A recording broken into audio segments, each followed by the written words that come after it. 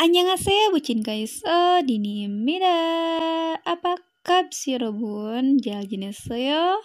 Hehe, semoga haters nggak klik video ini ya, soalnya dia nggak ngerti moto konten teori di sini. Sebelumnya terima kasih yang sudah kasih saran apa saja yang harus bucin bahas setiap minggunya. Nah, kali ini bucin mau bahas momen bobroknya Kaisu. Maksudnya sweet tapi bengek. Gimana sih? Gitulah pokoknya. Dan ini alasan Kai memilih Dio menjadi juara satu di antara member yang lain yang selalu bikin dia bengek. Langsung saja ke pembahasannya, Juseo.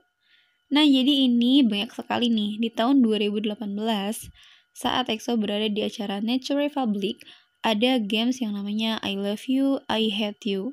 Nah, kan tempatnya Dio itu sebelum Jongin kan.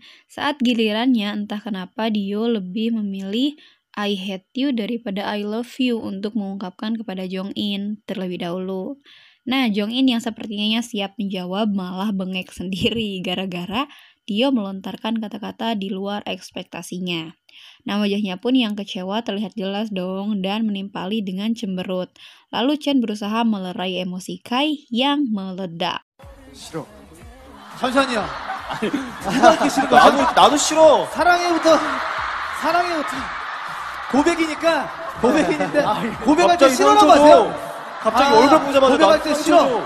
약간 Nah, for your information, katanya Chen adalah orang pertama yang selalu peduli dan perhatian pada Kai. Ini di luar konteks Dio yang selalu melakukan apapun pada Kai ya. Nah, Chen itu selalu di dekat Kai bahkan saat Kai sedang patah hati karena waktu Dio wamil. Nah, jadi Chen itu yang selalu care dan peduli perhatian kepada Kai. Sementara Suho sebagai leader itu di urutan kedua setelah Chen. Oke, move on ayo.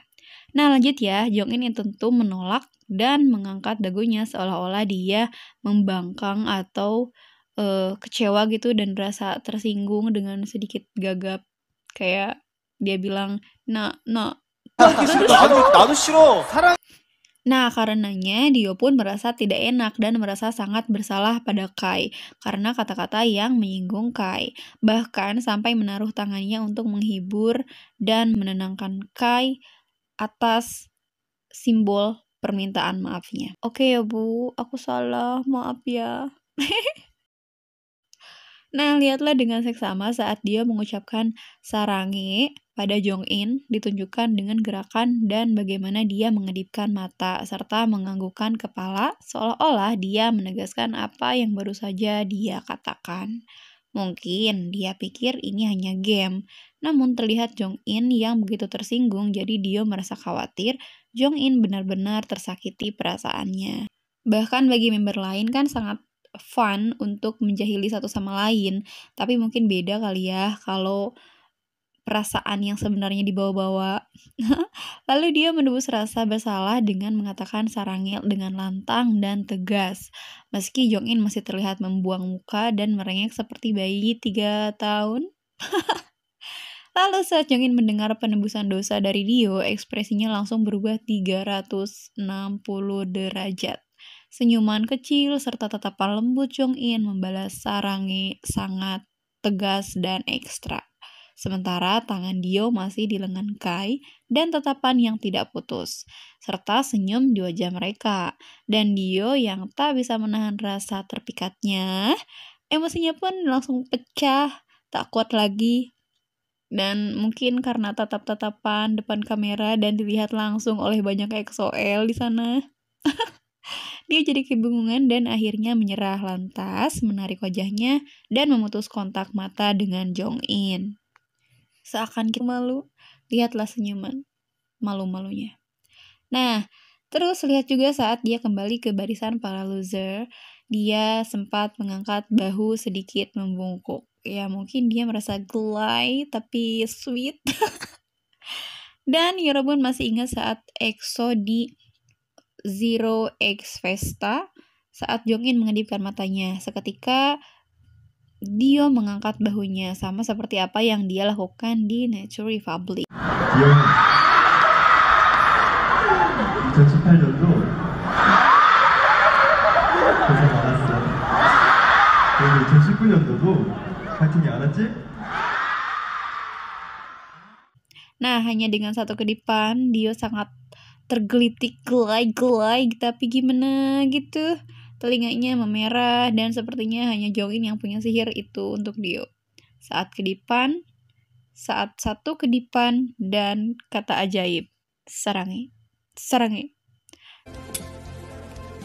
Nah, Dio pun merasa ada seperti kayak ribuan kupu-kupu mengepakkan sayapnya di perut, tenggelam ke dalam lautan cinta sang Gucci boy. Yang bikin bengek lagi nih saat Kai harus tetap menyelesaikan tugasnya dengan tertawa dan nada yang tinggi seiring dia membukukan bahunya, maybe karena malu juga. Nah, rasa gelai-gelai tapi asik kali ya. Dan Jongin sampai mengulang 2 kali karena gumus kali ya sama Dio.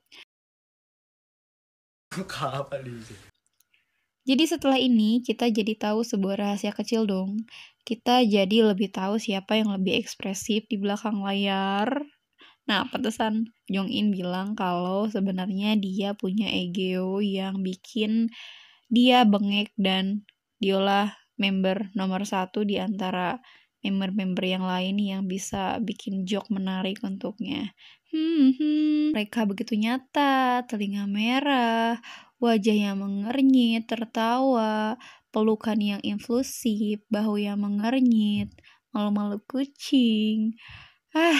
Keimutan yang sangat alami buat sekedar fan service kan.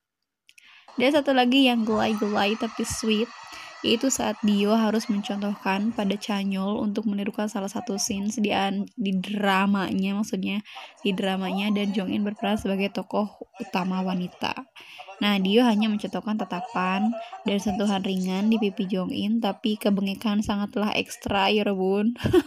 Nah, dan bonus nih, jadi saat di interview, MC bertanya kepada Dio. Tanya gini, banyak sekali nih ibu-ibu yang menonton drama kamu, dan menurut kamu pesona apa sih yang kamu miliki untuk menarik mereka? Terus Dio itu menjawab gini, pesona. Terus Jongin, ya. Dia juga menjawab lagi, aku tidak maksudnya aku tidak tahu.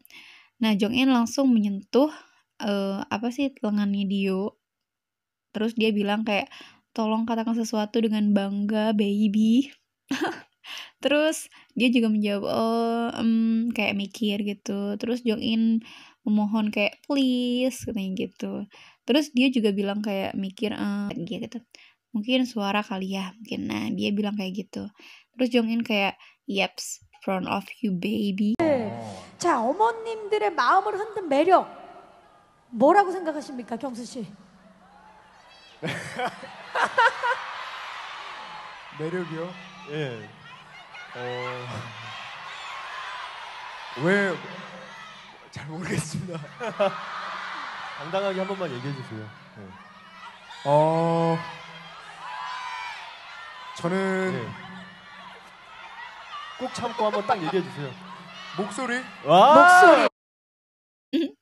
Nah, udah bengek kan? Semoga gak bucin aja yang bengek. Capek ngakak sendiri tahu. Oke, saatnya kita berpisah. Jangan lupa like, comment, subscribe, dan share ke Cinggu Kaiso Hardship ya rebun semua. Sampai jumpa lagi. Annyeong. Bye-bye.